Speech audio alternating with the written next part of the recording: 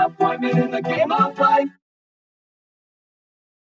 I mean, what the fuck do you want me to say? This is one of the worst sequels of all time, and one of the worst animated movies I've ever had the displeasure of sitting through. It's awful by Illumination standards. There's enough to talk about here to fill up 3 whole cinematic disaster reviews, but honestly, what is the point?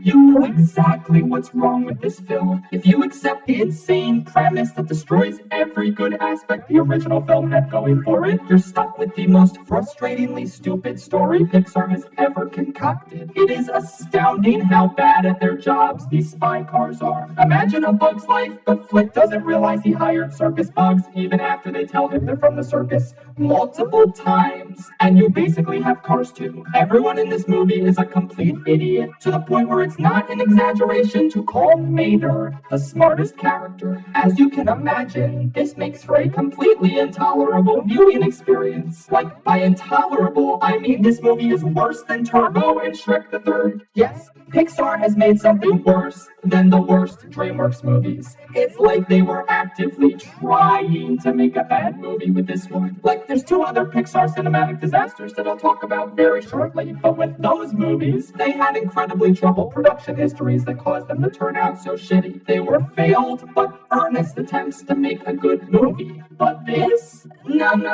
I refuse to believe that there was ever any intention of making this movie good. It's impossible. I would legitimately rather rewatch Minions than this pile of shit. That's a movie that clearly had less effort put into it, yet it manages to be more mature, more entertaining, and less infuriating than this Pixar movie. I am not jesting. Cars 2 is a movie for infants and absolutely no one else. Do I not sound angry enough? Well, that's because I straight up don't care. I don't give a shit about cars, and while this movie permanently dented Pixar's morale and sent them on a decade-long losing streak, it's not like it ruined the franchise I was emotionally invested in. This is a terrible idea for a bad franchise, and this movie is the exact legacy that John Lasseter deserves. Fuck you.